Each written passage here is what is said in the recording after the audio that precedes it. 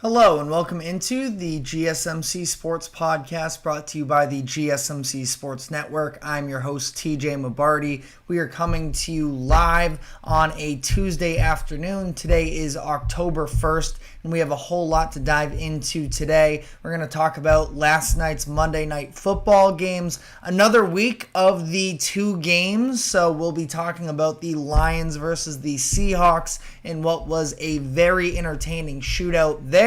And then a much less entertaining game in the Tennessee Titans versus the Miami Dolphins, but one that poses a lot of questions specifically for Miami, who were expected by a lot of people to be a playoff team coming into this year and have looked like a disaster in recent weeks since losing quarterback Tua Tagovailoa to an injury. So we are going to dive into both of those games. We're then going to be looking elsewhere across the league. We have some news as of this afternoon that Russell Wilson is nearing a return, but it seems all but imminent from what the initial reporting is that Justin Fields is going to remain the starter moving forward. We'll talk about whether or not that is the right decision. And then we are also going to be touching on their division rivals, the Cincinnati Bengals, who won their first game of the season this past weekend in what was a do-or-die game in just week 4 for the Bengals. What did we learn from this game? And is this something that the Bengals can sort of parlay into success moving forward this season, considering the fact that they have a lot of ground to make up? And then finally, we are going to be capping off the show by breaking down what was an unreal doubleheader, specifically Game 1 of the Braves versus the Mets on Monday afternoon that officially set the MLB playoff picture. And in just about half an hour, we have the situation where we are going to be seeing the wild card game kick off tonight. So we're going to be talking about all of that, but before we do so, just a reminder to like, follow, subscribe. We already have a comment here from Lil Fettuccini about how did the Seahawks do last night, so we're about to dive into that game in particular, but whether you have a question on, anything, let us know in the comment section. We'll try and address as much as possible. Don't forget to, again, like, follow, subscribe. Be sure to use the comment section. If you'd like to become a bigger part of the show, you can use the super chat feature that is available on YouTube, or you can go to the link that is streaming across the bottom ticker, gsmcpodcast.net. With a tip or donation, you can get your comment to pop up on screen. Anything would be very greatly appreciated there. We're going to be starting off the show by diving into the Monday Night Football last night between the Detroit Lions and the Seattle Seahawks. So we already have comments here asking about this game, about how did the Seahawks do.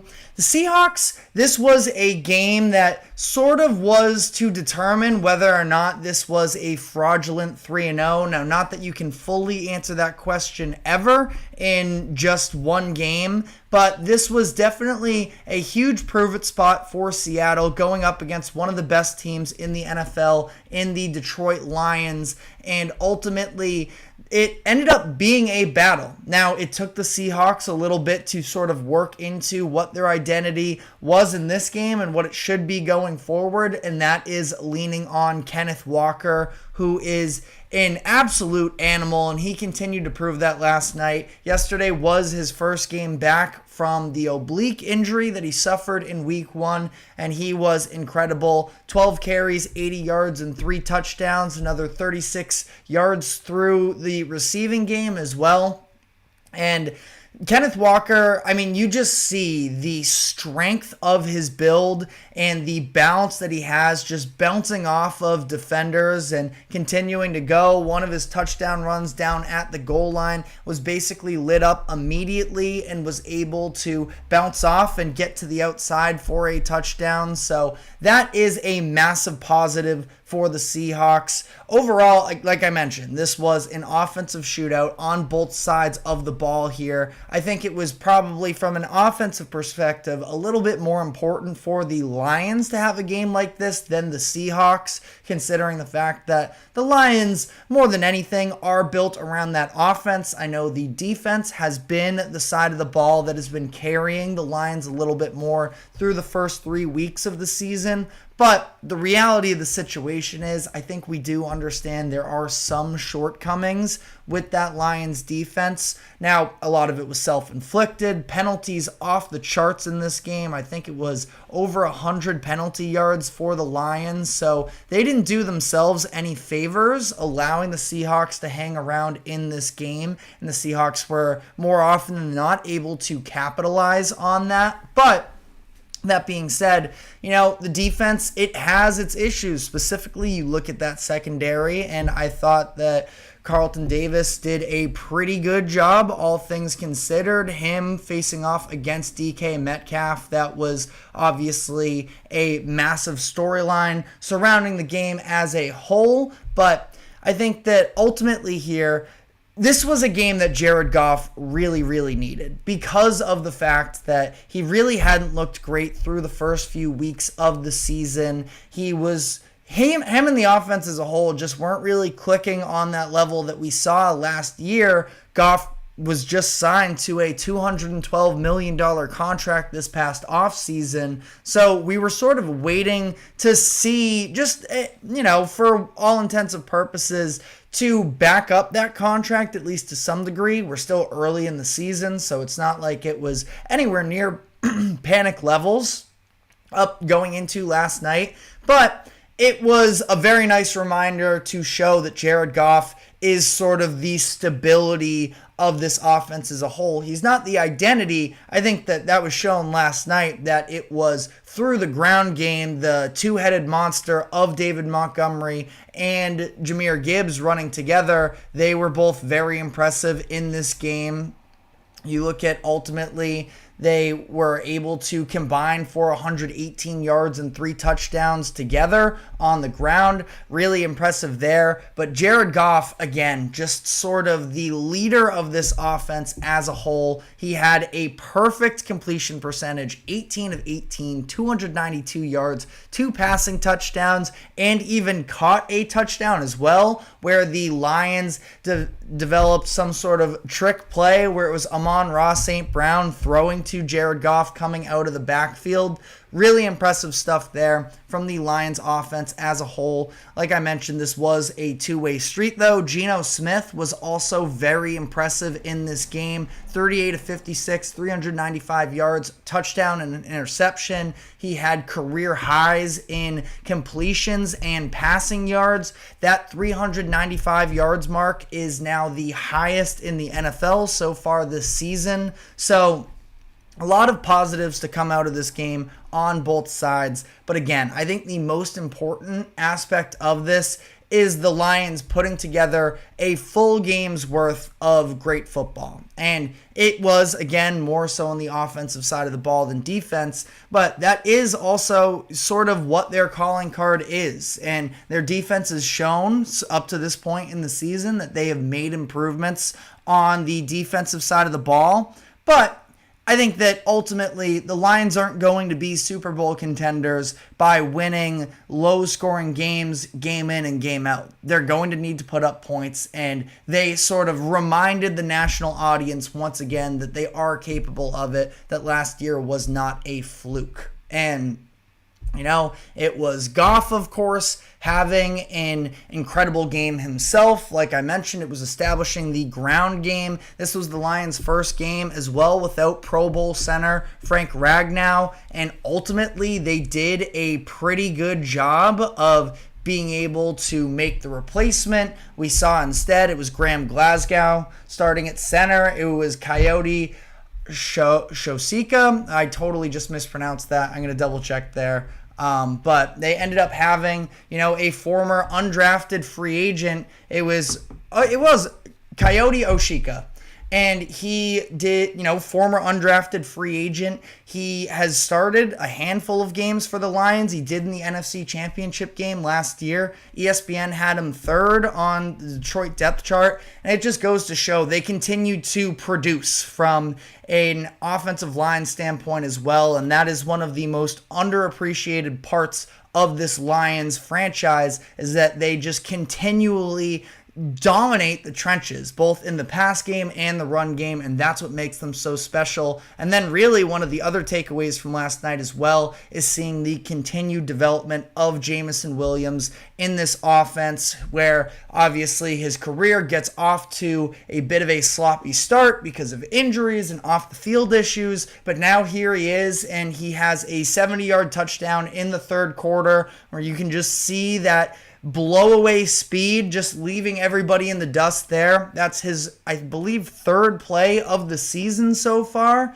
with that is 50 or more yards. So again, adding that extra explosive element to this Lions offense has also been massive for them. And, it's not like Amon-Ra St. Brown isn't explosive in his own right, but I feel like he's a little bit more methodical. And Jameson Williams is just able to, and you look at that play in particular as well, it's the extra attention that Amon-Ra draws, and having somebody like Jameson Williams be able to spark those big plays. It's sort of similar to what we talked about yesterday with Justin Jefferson for the Vikings, and now you add Jordan Addison into that offense as well, and it just causes nightmares for opposing defenses. But sort of circling back here to the Seahawks as well, as Lil Fettuccine asks, can we see a rematch come playoff time? I do think that it is very possible. Now, the Seahawks are the team that I myself have had maybe a little bit of reservations about.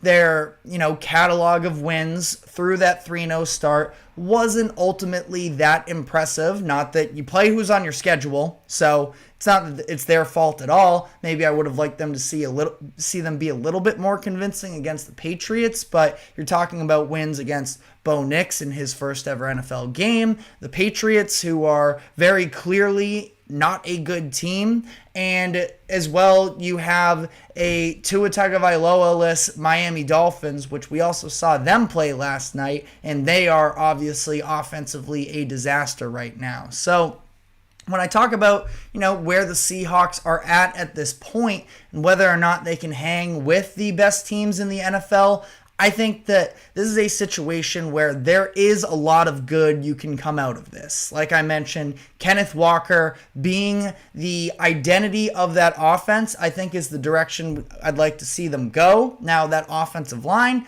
maybe at times has a little bit of concerns, for whatever it's worth. I would add that they seem to have one of their rookie guards, Christian Haynes, who ended up coming in for Anthony Bradford. He looked pretty good. That offensive line is an area that I don't love. So, just throwing it out there that maybe Haynes could be somebody who takes on a bigger role for the Seahawks team, as again, I think they're going to need to be able to run the ball. Geno Smith, excellent last night, having another great season, and that is massively encouraging. That being said, though, I think that there are maybe areas that you're going to, and I don't want to be disrespectful to Geno Smith, because again, he's been very impressive up to this point in the season.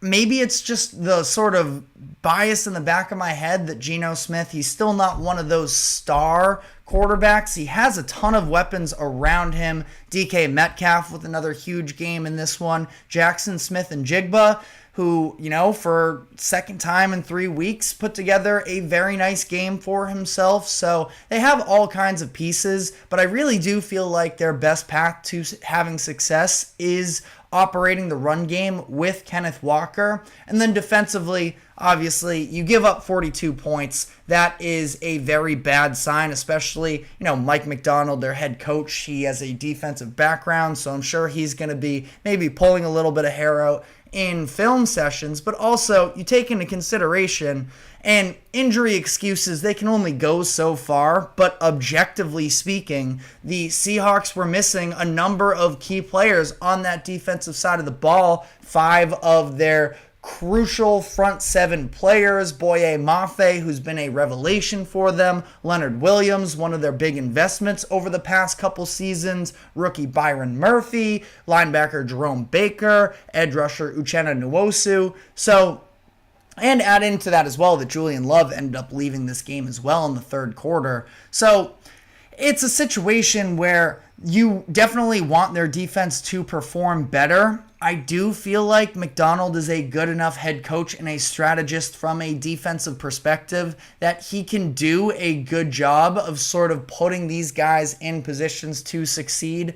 But that was to have a depleted front seven against that Detroit Lions rushing attack and that offense, I think is an extremely tough matchup. And what the Seahawks did show is if it comes down to them having to score 3-4 touchdowns in a game, they're capable of doing so. That being said, you would like to have the defense perform a little bit better, but that's definitely an area I think that they can improve upon once they get some of these key pieces back that, if I'm not mistaken, aren't supposed to be out all too long. So the Seahawks season, yes, they suffer a loss, but they're very much still alive in this NFC race. And, you especially look at the NFC West, where I think that is a very open division as things currently stand. The Cardinals and the Rams both suffering losses this past weekend. The 49ers, they're in a situation where I would still pick them to win the division out there in the NFC West, but with all the injuries piling up, it's possible that the Seahawks, who do typically tend to play the 49ers pretty well, that they could, insert themselves into that division champ status and maybe even into a real playoff threat. I don't know if I'm quite ready to go there just yet, but I do think that there were a lot of positive signs coming out of this game that the Seahawks can continue to build on. But let me know what your thoughts were in the comment section. But this was the second straight week of having multiple Monday Night Football games going on at once. The other one did not have the same offensive firepower as this one, as the Tennessee Titans secured their first win of the season when they were able to defeat the Miami Dolphins. So we are going to dive into that. But first, I do want to address a quick comment here from Will Fettuccini from Seattle. To be honest, for 3 weeks they were not looking good in the games that they won, that the Lions could have exposed them big time. I don't know if the Seahawks can win one game against the 49ers this year. It's a situation, I understand the doubts. I'm definitely not all aboard the Seahawks hype train right now. Like I said, I think that there are positives. That being said, you're sort of banking on a lot in terms of defensively. You can sort of chalk it up to injuries, but the reality is you got to go play football. They ended up getting run through in that game. The 49ers are another team that can also control the line of scrimmage. So you're going to have teams like that on your schedule. Niners not at full power yet. I'll double check here what the schedule looks like for when the Seahawks would be going on to face the 49ers, where they have the Niners in 2 weeks. That might be a game where they are able to, at least catch the Niners at a tougher time. But I'm also with you. I think the 49ers are the better team right now, even with the injuries considered. But just saying, the door is open for the Seahawks at this point. And I feel like year one of Mike Macdonald in Seattle, that is probably what the majority of Seahawks fans would take. So that being said, we are going to be moving on here to the other game from last night, Titans versus the Dolphins. We are going to be diving into that, but before we do so, we are going to take a quick break. Do not go anywhere. We will be right back. I feel like I'm losing my mind. Is everybody in the world blind? Please, Lord, give me a sign, a sign. I feel like I'm losing my mind. Is everybody in the world blind? Please, Lord, give me a sign, a sign. I wanna be the greatest. Everybody on the fake shit. I look around and feel like everybody is the fakest. I make this every day.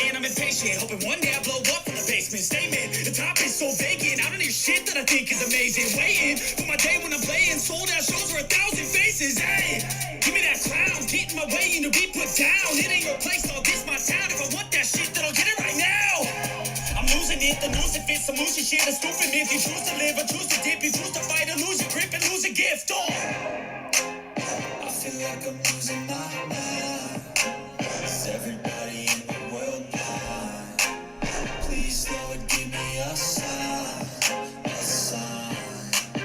I feel like I'm losing my mind. Is everybody in the world blind? Welcome back into the GSMC Sports Podcast, as we're now going to be diving into the other Monday Night Football game that we got last night. That was a little bit of a slugfest, a lot of ugly football in this one, as the Tennessee Titans were able to pull off a win against the Dolphins 31-12. Now, like I mentioned, it was a couple bad offenses facing off against one another. The Titans ended up putting up 31 points, but it doesn't really feel like he was all that great. He was just 9 of 17, only 85 yards passing. In this game, the Titans were able to just sort of benefit from the fact that the Dolphins couldn't put together any sort of sustainable drives. Now, they did see, well, for starters here, like I mentioned, Mason Rudolph, don't want to blow over the fact that he did end up taking over for Will Levis after the second drive, where Levis, it was another pretty ugly start for him. First drive of the game, he ends up throwing an interception, his 9th turnover of the season. Just blatantly did not see the defender in Emmanuel Ogbah sort of sitting on that route. He was staring down DeAndre Hopkins. Ogbah was just able to sort of read him down the entire way and ended up picking him off there. And on the second drive, it was a 3-and-out for Tennessee, but Will Levis ended up diving face first for a first down on the sideline. And when he came down, he seemed to sprain something in his shoulder,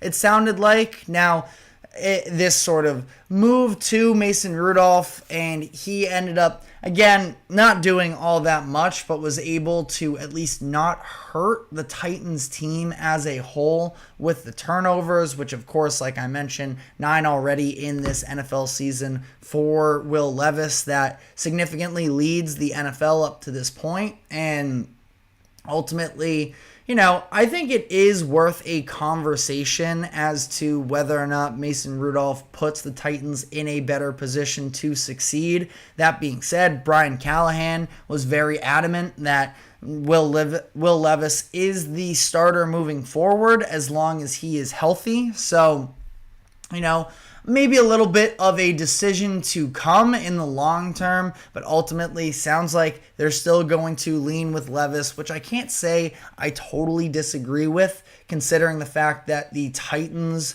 are not a team that's expecting to be in playoff contention this season anyways. So ultimately, you might as well give it more of a shot with Will Levis, because it's not like it's been all terrible with him. The turnovers have been horrendous, of course, but ultimately speaking, they have done, they've had moments at least of Levis being able to drive down the field. It's just trying to eliminate those turnover plays that have been so costly for the Titans up to this point in the season. So again, They end up putting up 31 points, the Titans do, but it was more so about you get 5 field goals from Nick Folk, who has been automatic as of late as well.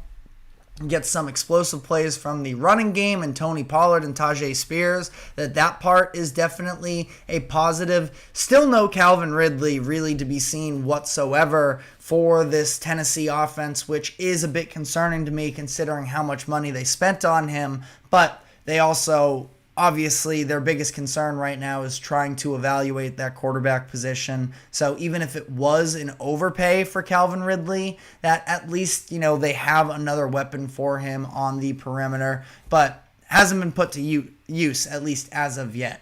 On the other side of this game, though, and I think more importantly, is the Miami Dolphins, who have been in an absolute free fall since week 2. And specifically, you can point to the moment in the third quarter where Tua Tagovailoa went down with a concussion. Now, obviously, that game wasn't great anyways, but that moment that Tua went down really changed the entire prospects of their season, because up to this point, I mean, it's very clear they didn't have a legitimate backup plan at quarterback, which feels like a mistake in its own right. Now, Mike McDaniel seemed to think that Skylar Thompson was a reliable option for them.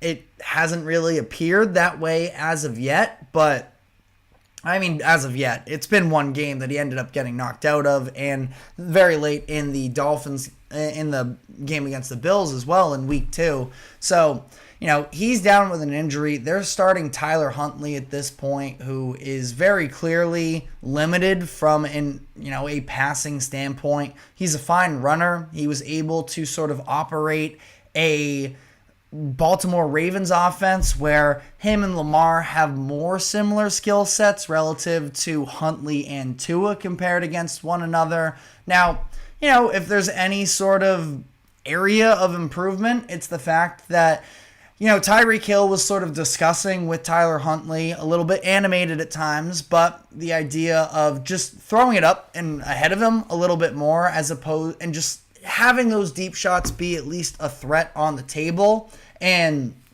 Huntley did end up overthrowing Tyreek on one of those plays, but honestly, I think that is kind of something they at least need to take shots on, because they're not getting any sort of, methodical drives, realistically speaking, especially relative to the offense that they're currently running with a Tyler Huntley at quarterback, or I think with a Skylar Thompson, which does also sort of have a ripple effect of NFL fans should probably be a little bit more appreciative of what Tua is as a quarterback. We're seeing how the Dolphins are operating in his absence, and it has been a nightmare. Now, that doesn't mean that if you have reservations about Tua, the quarterback, that you are wrong in this situation, because myself, I do still feel like Tua is limited. But that being said, some of these skills in terms of the timing, the decisiveness, having at least a good enough arm talent are things that the Dolphins are very clearly missing at this current moment without him. And that being said, the Dolphins, they seem to think that Tua is going to make a return this season. Kind of feels like the way that things are going up to this point at the current moment, that the Dolphins might not even make it later in the year to a point where the Dolphins are even going to be in contention for a playoff spot with 3 straight losses. There was a graphic that they flashed at one point at the beginning of the third quarter, ESPN did, and it was 9 points in the last 9 quarters. It stretched back to the Buffalo game. Now, ultimately, they end up, scoring 12 in this game, so they got a little bit more going for themselves, but it's still a mess there in Miami right now. And obviously for a team that is coached by Mike McDaniel, who is, and I still think is, but his identity is being an offensive mastermind. And right now it is a disaster class for that Miami offense at this current moment. That sort of leads you to the point where what are you necessarily good at this current moment? Now, they have playmakers on the defensive side of the ball. Jalen Phillips did go down with an injury in the game and ended up having to leave. Hopefully it's not too serious there, because Phillips does have some injury history and baggage there at the same time. But I think that ultimately speaking here for the Dolphins, this is a situation where they seem to think that Tua will be back and they can just sort of ride things out here. I would be pressing the panic button a little bit more in terms of you got to go out and get somebody, because at this point I just don't know what's even the point of playing the rest of this year if you're just going to be banking on Tua and you're going to be throwing him back into the fire where he has this concussion history already, and you're just going to throw him into it for the sake of what? Competing to win 6-7 games, and everything could change once Tua steps on the field. But I'm just saying that is an extreme risk that you are running in that situation. If by the time he comes back, the Dolphins are so deeply buried into this hole that they're in right now, where they're 1-3, they are getting ultimately, kind of smoked by the Titans. The Titans completely dominated that game. It's just that Titans also just aren't that good, so they weren't fully able to make them pay. But still, a 31-12 loss is still pretty substantial, and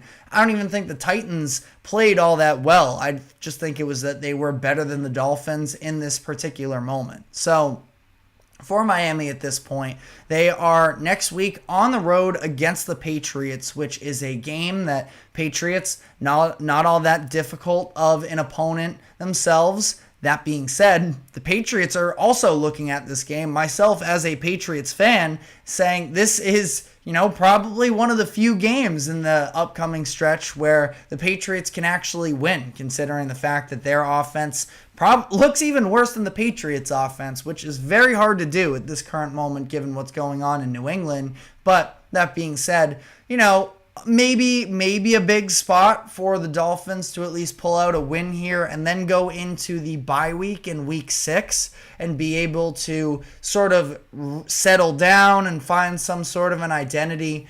I just don't know if they have the answer at quarterback currently in that locker room between Tyler Huntley and Skylar Thompson, or Tim Boyle as well is in the mix there. So I think that, there are probably upgrades out there.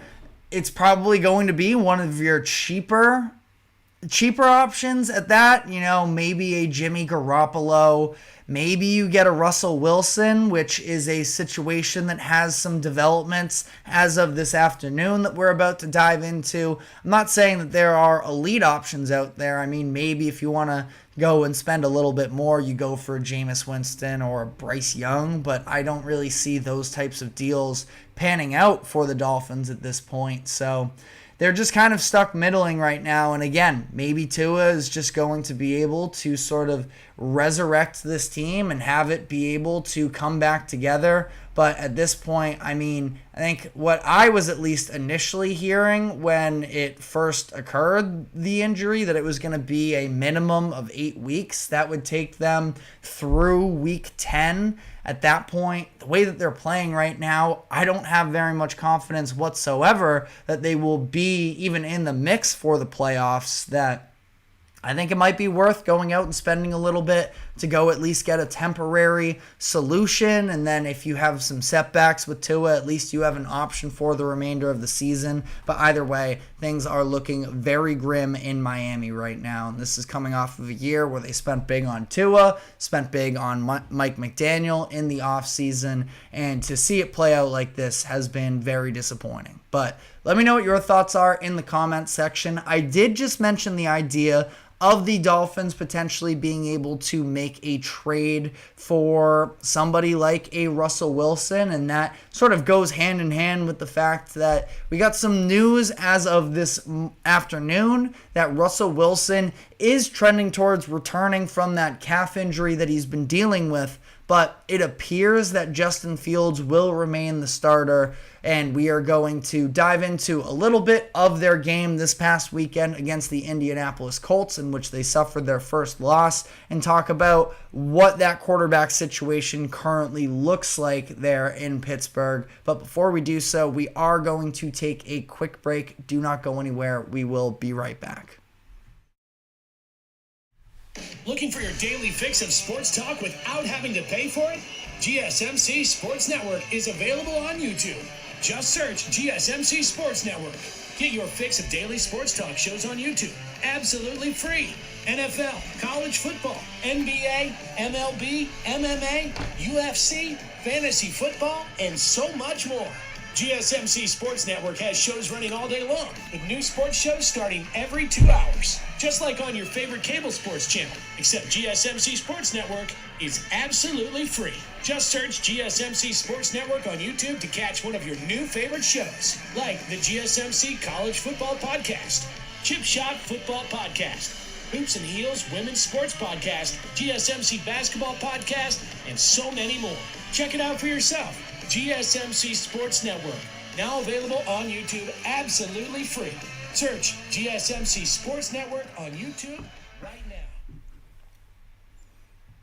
Welcome back into the GSMC Sports Podcast, as I now want to dive into a little bit of news that broke this afternoon in the NFL, and that is from, of course, ESPN's Ian Rappaport, that tweeted out about how Russell Wilson, quote, if all goes well, likely ends this week as a full participant, and Justin Fields continues to start. So, very interesting situation there in Pittsburgh, where going back to this offseason, I mean, we've rehashed this topic a number of times throughout, the offseason and headed into this season, that you're talking about two quarterbacks in Pittsburgh that are getting fresh starts there, so the organization really has no extensive ties to either one of them, and they brought in both options because they knew they needed to reshuffle their quarterback room after what was a messy situation last year with Kenny Pickett, Mitchell Trubisky, and Mason Rudolph.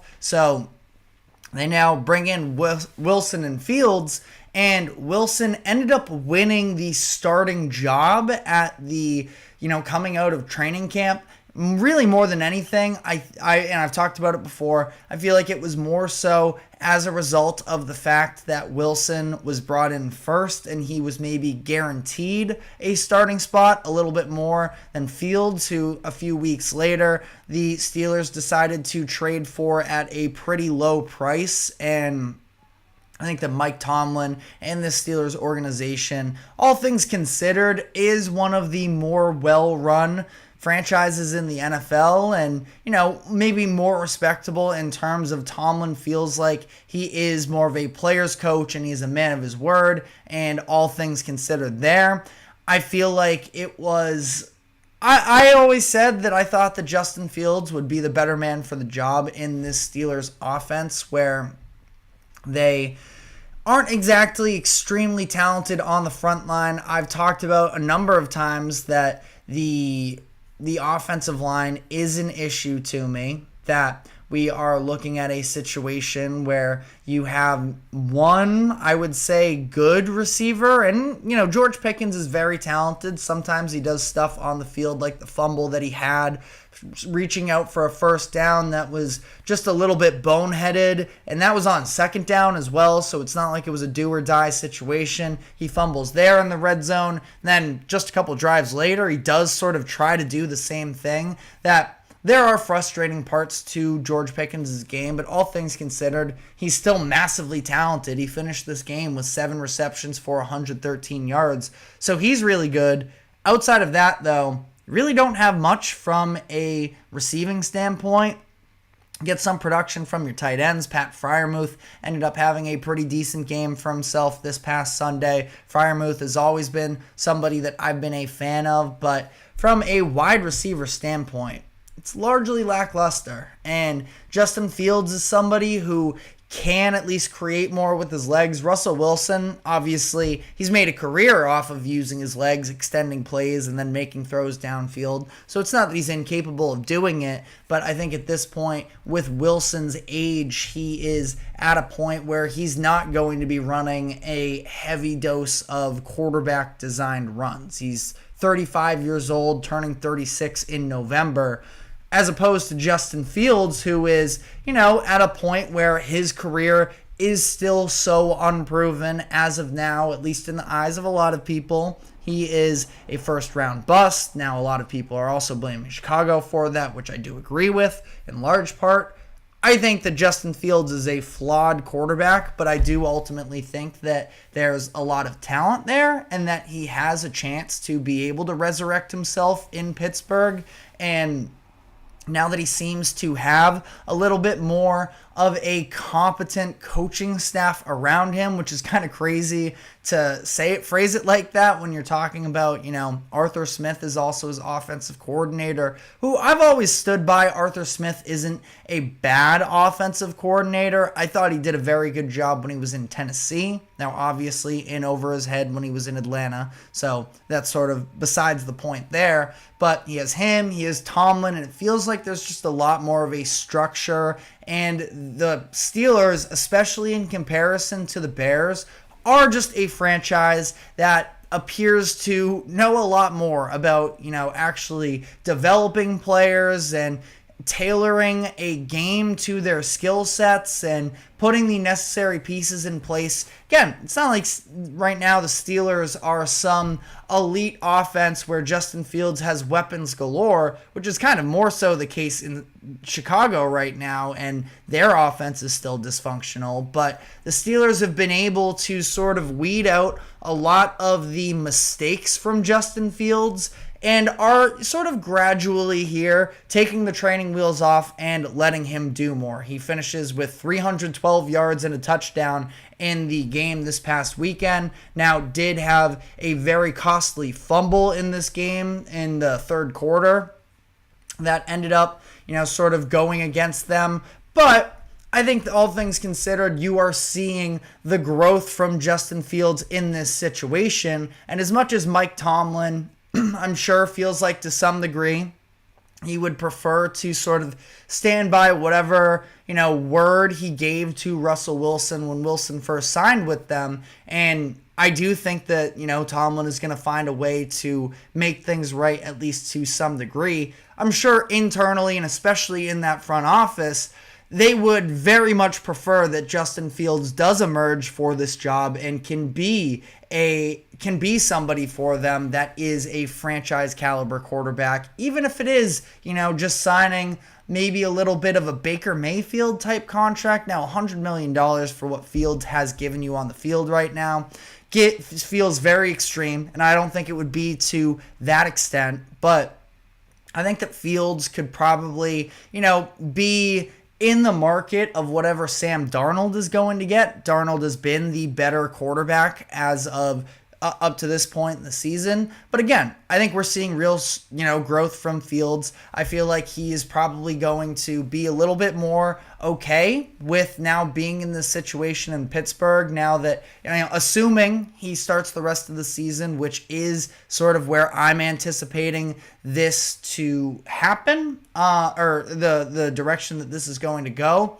I feel like Fields will probably be okay with maybe even taking a little bit less than what a Sam Darnold gets, just to have maybe a 2-3 year deal here with Pittsburgh where he can continue to develop. Because Fields is still very young. He's 25 years old. So he can even afford to just guarantee himself another few years in the league and still develop on who he is. Now, we'll see what the overall level of production that Fields can, produce at this point moving forward in this year. But I think that Fields makes them a very competitive team moving forward. And it's just about eliminating those mistakes. Like I mentioned, has a turnover in each of the past 2 weeks. That's what you really don't want to see, especially because that fumble from him in this game against the Colts did come at a pretty costly time for them, where I want to double check here, but it was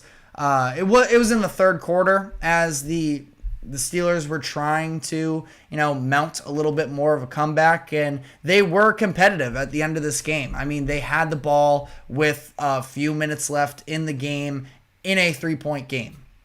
But ultimately, Fields just wasn't able to sort of pull this one out, and that's all right. We're still looking at, baby steps here, and he's somebody who's been in the league now for 4 years. That it's not a great sign necessarily. The bar has definitely been reset to a much lower level. But again, I feel like at somebody just 25 years old, there is still a significant amount of time to be able to, take steps towards being the right direction. You look at Sam Darnold, where I can double check here, but this is now his 7th year in the NFL. It's his 7th year in the NFL at this point. He's still 27 years old.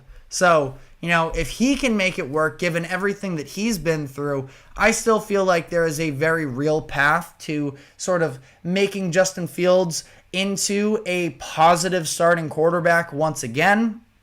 Now, it's going to, maybe take a little bit of patience from the Steelers, and I think that they're okay with that also because, no, the defense didn't necessarily show up in this game in particular, but the defense is good enough as well that that's what Steelers fans and the Steelers organization themselves can sort of hang their hat on and, again, just have a quarterback that provides a certain skill set that they can capitalize on and have an identity on that offensive side of the ball, which they've really been lacking these past few seasons. I've mentioned, dating back to the older version of Ben Roethlisberger that we got, that they haven't really had a great quarterback. They just haven't gotten great quarterback play in a handful of years. And the Steelers are hoping to be able to make the playoffs and actually capitalize on the situation, win their first playoff game since 2016. Is Fields the man for that job yet? As of week 4, I would say no. But as he continues to get more and more comfortable in this situation, I think that he can. And on the other end of this as well, Russell Wilson, I feel like it's very likely that we do see, like I mentioned, Mike Tomlin try and make things right with him, send him to a situation where he can start, specifically looking at a Miami, probably, maybe. Miami really does make sense as the one team I think that could really benefit from him now. There are other teams that need quarterbacks. Like I think that the Titans do. I think that the Raiders do. I'm not sure if Russell Wilson is a starter week 1 there or if their aspirations are necessarily to win playoff games like that. So I'm not sure. I think it's more of just a statement on where Russell Wilson is at this point in his career. And this might be it, which would be unfortunate because Russell Wilson is one of the more fun players in NFL, in recent NFL history, 2010s at that quarterback position. Had a lot of great moments, but it just might be time for him. But we are going to, switch gears here to another team in that same division in the AFC North, where the Cincinnati Bengals were able to win their first game of the season against the Carolina Panthers. So we are going to be diving into that game, what it means for the Bengals moving forward. But first, we're going to take a quick break. Do not go anywhere. We will be right back.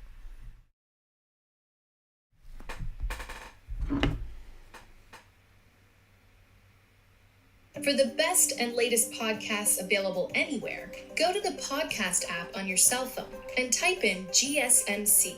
To access free content-rich podcasts on health and wellness, book reviews, sports, entertainment, relationships, social media, movies, technology, finance, and even weird news. Subscribe and download the GSMC Podcast Network's family of shows, available everywhere podcasts are found.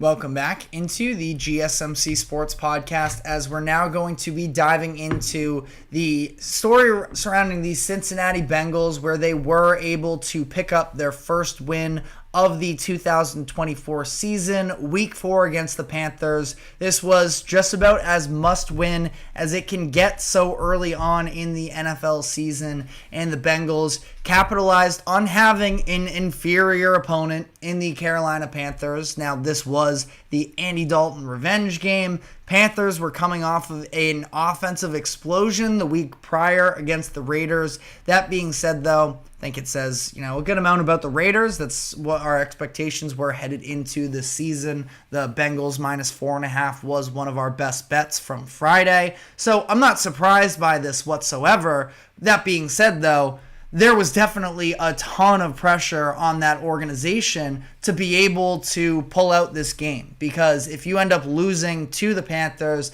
it's basically wraps on the season, and a playoff shot is entirely out of the picture, all things considered, especially in that AFC North that is so difficult. So they at least sort of stay afloat in all of this. They maybe benefit slightly from the fact that the Steelers and the Bengals both lose. Those are two of the teams that I still feel like the Bengals are the second best team in that division behind the Ravens, but they have a little bit of ground to make up in order to actually, prove that to the world. And I think that, the number one thing with the Bengals over the past couple weeks, and of course this includes last week when they lost to the Commanders, is this offense finally, looks functional once again. I say finally as if really I only think that week 1 was the bad offensive performance from them. I still think that even in that game and even in the loss to the Chiefs, that Joe Burrow has been good, been solid. Now, obviously, when you're talking about Burrow and what his reputation is, I think that he is pretty clearly a top 4 quarterback in the NFL. And I think that, being good doesn't necessarily cut it, especially, we've seen plenty of quarterbacks this year look good so far. Sam Darnold, Geno Smith, to name a couple there that weren't necessarily, fully expected to be like all that great coming into the year. Joe Burrow, he didn't elevate his team in the first few weeks, and that's what a lot of the criticism was. I didn't get behind that he didn't play well enough in that Washington game whatsoever. That was definitely a big sort of ESPN, hot take segment there. I don't know what Joe Burrow, there were some drives that they ended up having to settle for field goals in the first half. Really, it was just that first field goal. And at that point, I think that you take the points there. It was far more on the defense, the fact that they weren't able to produce any stops. The Bengals themselves on offense didn't get stopped either, and they come into this game against the Panthers and sort of have everything to lose if they end up falling short. And all things considered, I think it was a pretty convincing win for them, 34-24. Now, the defense still yet to really prove themselves, and that is a huge concern of mine. But if I want to stick with the offense here for a quick minute, I think that this is a situation. They've turned the corner. They had their growing pains coming out of the gates. Jamar Chase, is sort of back on track. He had over 100 yards. I think it was 115 and 2 touchdowns against Washington on Monday. In this game, 85 yards and a touchdown. The majority of them coming on that 163-yard touchdown, but you'll take the production however it comes. T. Higgins, a lot more involved in the offense, led the team in targets with 10, ended up with 6 catches for 60 yards. So that is also a positive sign in my books. And then saw some, legitimately good running from that combination in the backfield, Chase Brown and Zach Moss. Really, it was Chase Brown who emerged. Fantasy football users will probably point to the fact that Chase Brown was sort of having some higher expectations in his sophomore season. Got out to an incredibly slow start where he only had 3 carries in game 1, 4 carries in game 2, but we're starting to see him get some more looks. And ultimately, you look at this situation where now it's 62 yards against Washington, 80 yards and 2 touchdowns in this game. That is also a very positive development from them as well, because of the fact that, after losing Joe Mixon, there were a lot of questions. And they bring in Zach Moss, who's a fine running back, but hoping for a little bit more explosiveness. And Chase Brown, he was at least, I think, an upgrade in terms of change of pace from what we've seen up to this point, and I think there's a lot of positives there. So, that being said, the defensive side of the ball, like I mentioned, is definitely still a concern. You look at that secondary where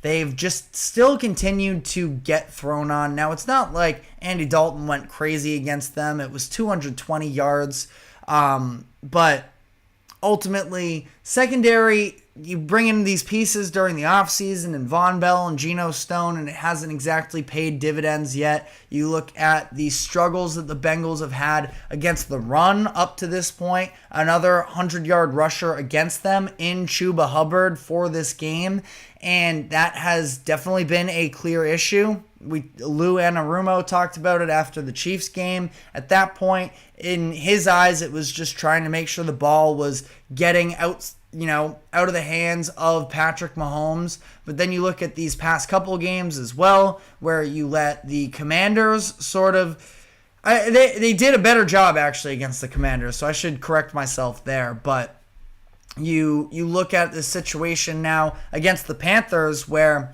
Andy Dalton, he's a good quarterback. The Bengals, I'm sure, internally definitely respect him, considering they are aware of the years that he's had in his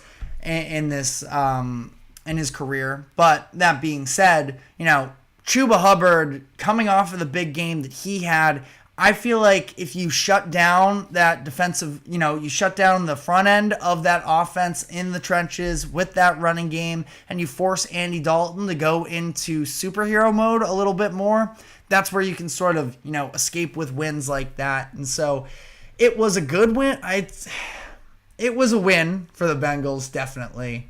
I still don't think it teaches us anything new about who this Bengals team is. I think it provides some reassurance for the offense now, once again, being prominent. That being said, though, the real test is going to be this upcoming week against the Ravens, where if they can pull that one out, I think they are pretty comfortably back on track in all of this. But based off of the way that they've been ran against through, I'd say really 3 out of the 4 games, because I'd throw the Patriots week 1 in there as well, that I feel like this is going to be a situation where the Ravens are going to have a lot of opportunities to run on this Bengals defense. Can they shut that down? Can they make the adjustments there? Because I talk about the secondary. I do feel like there are players in that group that I do like. It's just they haven't really shown it up to this point yet that they're capable of doing that. I feel like you commit to stopping the run of the Ravens. They don't exactly have a ton of high-flying pass catchers. Zay Flowers is a good player. Have a tight end combination in Isaiah Likely and Mark Andrews that even if Andrews is having a bad season up to this point, this is a situation where, they are still a very talented group there anyways, the duo there. So I feel like, this is kind of make or break time for the Bengals, where they have this uphill battle. They're going to have to find a way to win games against tougher opponents, because at this point, they don't have enough cupcake games on their schedule to just sort of waltz their way into 9 wins. They let that slip, and not that, the Commanders seem like they might be a legitimate team in the NFL now, but that's a game, 6.5-point favorites you have to win. Beating the Patriots, it might have been 7.5 even, now that I think about it. That and the Patriots game, but they need to sort of now punch above their weight class. And I thought they did that for the most part in that Chiefs game until they let it slip away from them in the fourth quarter. And now is sort of the time to prove themselves. But let me know what your thoughts are in the comment section, as we're now going to be switching gears here to the MLB, where the wild card series are taking place now. We have a game going on right now that's off to a hot start for one potential Cinderella team. So we're going to be talking about what was a crazy day in the MLB yesterday with the doubleheader between the Braves and the Mets. And then we're going to be running through all of the matchups and I'm going to be making my picks for this round of games. So stick with us and we will be right back after this quick break.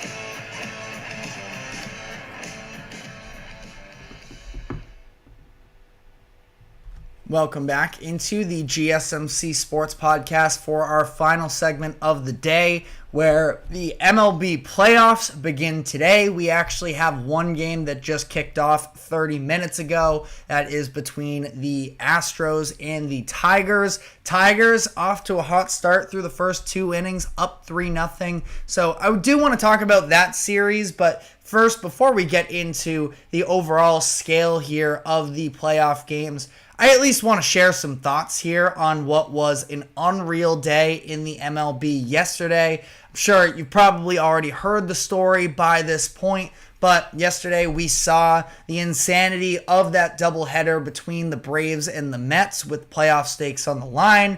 Both the Braves and the Mets needed at least one win to make the playoffs. Both were half a game behind the Arizona Diamondbacks, who were sitting at 89 wins. And, if either one of those teams swept, the Diamondbacks would be in, along with the team that swept. If they split, though, it was going to be the two of them, and that did end up being the case. But that game one of that doubleheader sort of being a standalone game at that point and having the drama that we saw was unbelievable. The back and forth down the stretch of that game with the 3 lead changes and 3 half innings was just so much fun to watch. Again, I'm going to try and make this brief here because you probably already heard about this, but Braves rookie Spencer Schwellenbach ended up cruising through the first 7 innings of this game into the 8th with a 3-0 lead for the Braves. And then he allows a leadoff double to Tyrone Taylor. The Braves decide to pull him,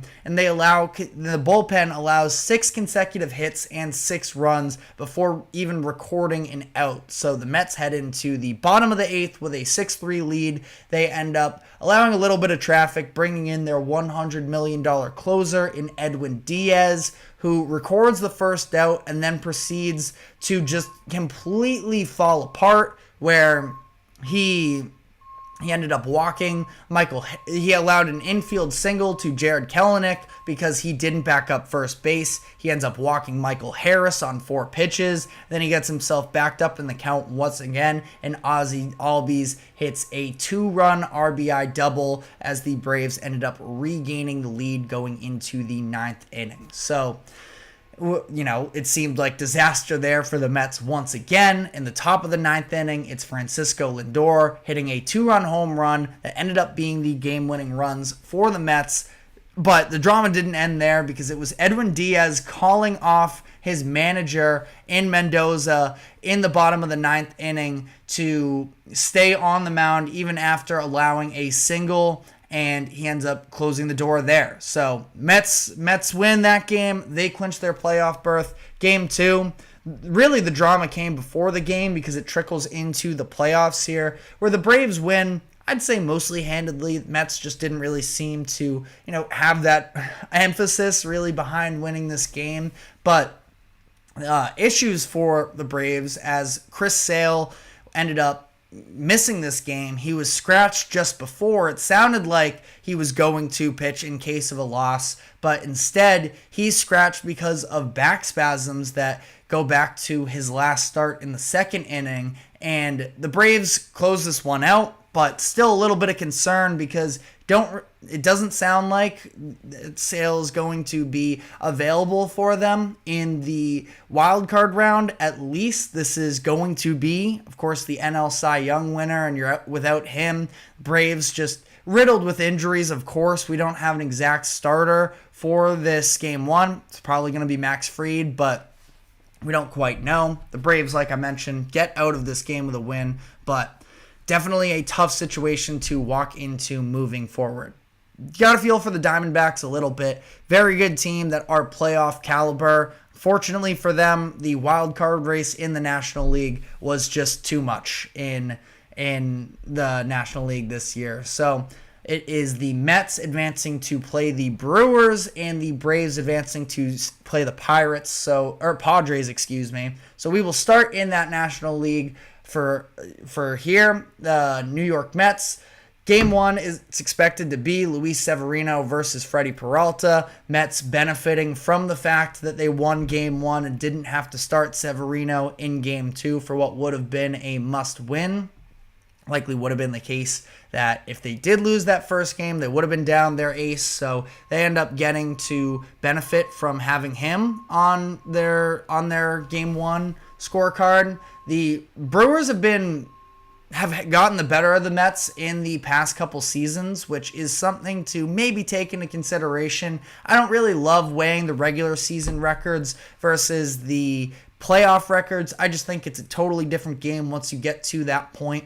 But the one concern here for the Mets I have outside of that is the fact that Francisco Lindor is still sort of running on fumes a little bit with that back injury that he's dealing with. Although yesterday with that go-ahead home run in the ninth showed it might not be an issue. The Mets kind of give me Team of Destiny vibes, and I don't know if they're going to be able to hold up deep into the playoffs, but I do think that this is a very winnable series for them versus a pitching staff in the Brewers that has done a lot of the heavy lifting for the season as a whole, but not one that I necessarily trust at this point.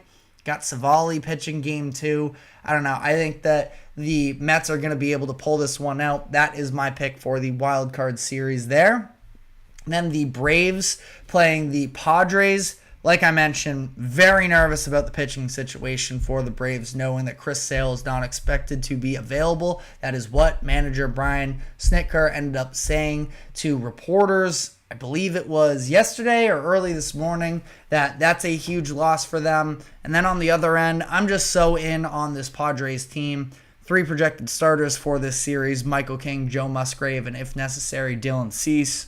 That is a much better group than the other side there in Atlanta, especially given the fact that Atlanta had to go deep into their bullpen in Game 2 of that. The fact that they put out Reynaldo Lopez for that game, their all-star relief pitcher in that game, is a pretty significant sign of they were a little bit desperate. They might be running on fumes a little bit. I just think that the Padres are going to be able to sort of jump on them early, and They have the best bullpen in the MLB as well, at least out of the remaining teams, in my opinion, at this point. So I think that they're going to be able to close this one out. Their offense is still loaded, excellent at putting the ball in play. I think they're going to drive up the pitch counts of Atlanta, and this is a situation where I think it was already a tough enough task for the Braves in a regular situation, coming off of that doubleheader as well. I am going to go with the Padres. In the American League,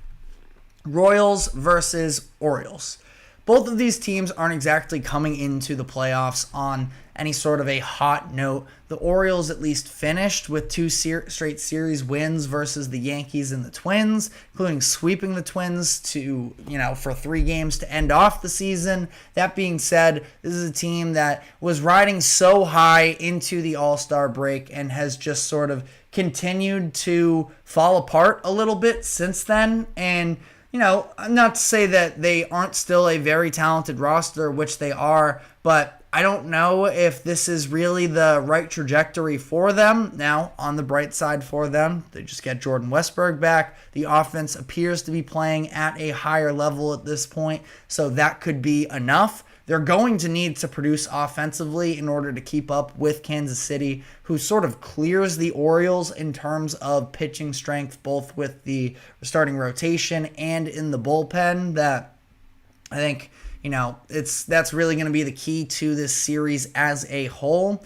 You also have the Royals getting a crucial piece back in Vinny Pasquantino, who was expected to be out a handful more weeks. He broke his thumb at the end of August, but Jeff Passan just reported earlier this morning that he is expected to play today, likely hit in that 3rd spot for them. So we'll see if he's fully okay. That's massive because the Royals are fairly reliant on sort of the top of their lineup to do the heavy lifting. But I think in a 3-game series, you have a clear pitching advantage here, specifically in comparison to the Orioles, who are without 2 of their top 3 starters. No Kyle Bradish, no Grayson Rodriguez. My gut tells me it's going to be a come down to pitching in the end of this, and I just trust Kansas City a lot more than I do Baltimore. So I am going to pick the Royals in this one. And then Tigers versus Astros. Kind of a tough position for me right now, making my prediction as the game is going on, considering the fact that the Tigers are currently up right now 3-0. This is, what I had in my notes even before this game started was that this is the game that is a must-win for the Tigers, and there's three games in a series, so it's not like that's any sort of crazy statement, but this is a situation where you have the best pitcher in baseball in Tarek Skubal versus a good Framber Valdez, but somebody who allows a lot of contact, and that's been the case, through 3 innings right now in this game, that they need to capitalize on this Skubal start for them right now. And up to this point, that has been the case, but even that being said, I'm going with the Astros in this. I understand the odds would be a little bit more in my favor at this current moment if I did hop on board with the Tigers while they're up, but I just think that the Astros are still so talented. They've played like the best team in baseball down the second half of the season, probably outside of the Padres is where I would officially, sort of give that title. But I think the Astros have still been playing incredible baseball. They have all of this experience. You're talking about a Tigers team that is making their first playoff appearance in 10 years based off of how last year's playoffs went, and you get a couple teams sub 90 wins in the World Series against one another in the Rangers and in the Diamondbacks, that the Tigers would be a surprising run, but again, based off of last year, that sort of Cinderella run I think is very much in the cards. That being said, I'm sticking with the Astros because I do think that they are the best team in the American League. Ultimately, again, I would take the Padres over them. I probably, if I were to, I guess we can call this my official prediction, is Astros versus Padres in the World Series and having the Padres come out on top. But let me know what your thoughts are in the comments section. We're going to be back, obviously, tomorrow with a more comprehensive breakdown on what we're seeing from the first set of action today. But that is all the time we have for today. Thank you very much for tuning into the GSMC Sports Podcast. Thank you to the GSMC Sports Network for allowing us to host this show. Remember to like, follow, subscribe, wherever you may be keeping up with us. And be sure to check us out on social media as well. So, as for that, we will see you guys tomorrow. Take care.